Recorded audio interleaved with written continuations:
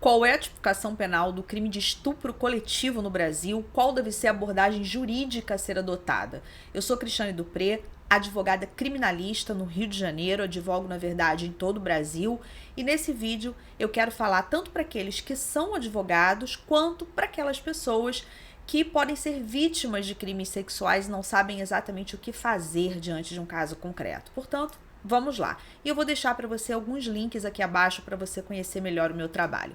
Nós vimos recentemente o caso de uma influencer que, em viagem à Índia, junto com o marido, eles foram abordados durante a madrugada por vários homens, e essa mulher, infelizmente, passou por essa tragédia de ter sido estuprada por 7 homens nesse momento. Bom, eu não vou falar sobre o crime de estupro na Índia, eu vou falar sobre o crime de estupro coletivo no Brasil. Então, a primeira coisa que eu preciso que você entenda é que se um crime, seja esse crime sexual ou de qualquer outra natureza, ele é cometido em território estrangeiro, para que nós possamos aplicar a lei brasileira a um crime cometido em território estrangeiro, isso só será possível se a hipótese se adequar ao artigo 7º do Código Penal. Por quê? Porque ali ele traz as condições para nós aplicarmos a lei brasileira a um crime cometido em território estrangeiro, e a isso nós chamamos princípio da extraterritorialidade, ou seja, possibilidade de se aplicar uma lei do Brasil a um crime cometido fora do Brasil. Mas vamos falar no Brasil, se uma conduta dessa é praticada aqui. Nós temos um tipo penal de estupro coletivo, um tipo penal propriamente não, mas nós temos uma causa de aumento de pena. O que significa isso? Nós temos duas modalidades de estupro dentro do nosso Código Penal, que é o estupro do artigo 213 e o chamado estupro de vulnerável, previsto no artigo 217-A do Código Penal.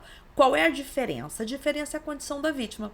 Se a vítima ela é vulnerável, e o Código Penal ele vai estabelecer 3 hipóteses de vulnerabilidade, uma delas é em relação à idade, ser a vítima menor de 14 anos, independentemente dela dar o seu consentimento ou não.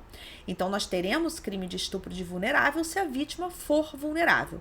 Em outras situações, quando ocorre a prática do ato mediante violência ou grave ameaça, em relação à vítima que não é vulnerável, essa tipificação ela se encontra no artigo 213 do Código Penal. Qual é o crime que tem a pena maior? A pena maior é do crime de estupro de vulnerável, do artigo 217-A, que ali, no seu preceito secundário, na previsão do artigo, pode chegar a 15 anos.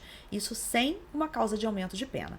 Bom, e o estupro coletivo? O estupro coletivo é uma causa de aumento de pena prevista no artigo 226, inciso 5 do Código Penal, que vai trazer o aumento de pena de 1 a 2 terços nos casos em que o estupro ele é cometido por 2 ou mais pessoas, ou seja, em concurso de pessoas.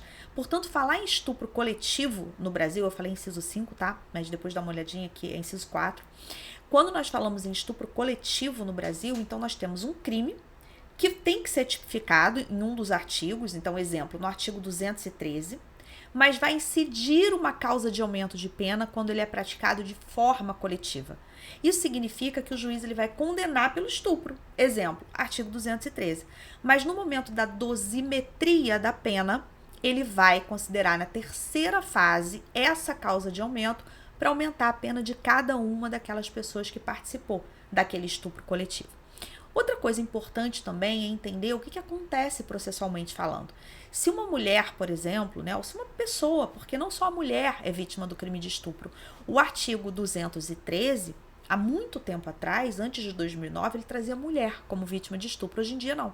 Hoje em dia, constranger alguém, pode ser homem ou pode ser mulher. Se alguém é vítima do crime de estupro, esse crime ele é de ação penal pública incondicionada. Então, nós tivemos algumas alterações do nosso Código Penal ao longo do tempo, mas hoje em dia o artigo 225 do Código Penal nos traz a previsão da ação penal pública incondicionada para o crime de estupro. O que significa isso? Significa que o Ministério Público, por exemplo, tomando conhecimento da prática do crime de estupro contra alguém, ele não precisa de nenhuma manifestação expressa de vontade da vítima para que ele ofereça a denúncia, inicie o processo criminal contra aquela pessoa que praticou o crime de estupro. Mas isso não significa que essa pessoa ela não possa contratar um advogado. O advogado, ele pode municiar o Ministério Público com elementos para que o Ministério Público ofereça a denúncia. O advogado pode elaborar um dossiê minucioso. O advogado, ele pode funcionar como assistente de acusação.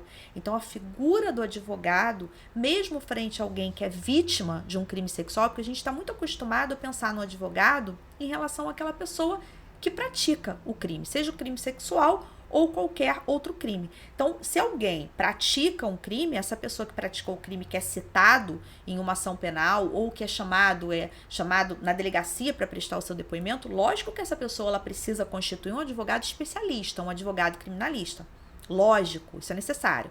Não tem que ir à delegacia sozinho, mas muita gente não sabe que quando alguém é vítima de um crime, essa pessoa também pode contratar um advogado.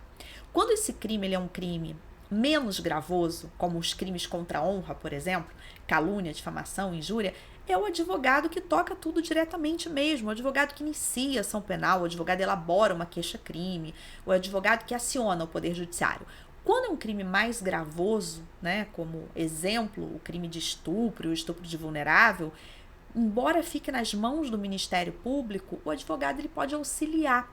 Ele pode auxiliar praticando uma dessas condutas que eu falei para você, elaborando um dossiê, municiando o Ministério Público, marcando uma reunião com o promotor de justiça, indo falar com o promotor, atuando no processo como assistente de acusação, na fase de inquérito, de investigação, acompanhando a vítima em momentos que são muitas vezes muito delicados, como a realização de um exame de corpo de delito. A vítima muitas vezes ela já está ali numa situação de muita vulnerabilidade. Então, o advogado ele pode funcionar nesse momento.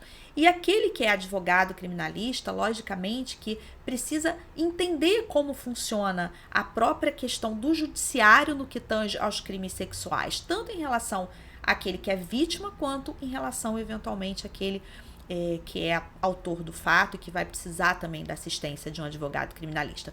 Então, eu espero que você tenha entendido a tipificação penal, entendido como funciona a questão do judiciário quando nós temos esse crime, e não se esqueça de se inscrever aqui no canal para mais dicas. Temos vídeos diários de direito penal, execução penal e processo penal, e todas as terças-feiras, aulas ao vivo às 19 horas. Vai ser um prazer ter você na nossa próxima aula ao vivo. Eu te aguardo. Se inscreve no canal. Até lá!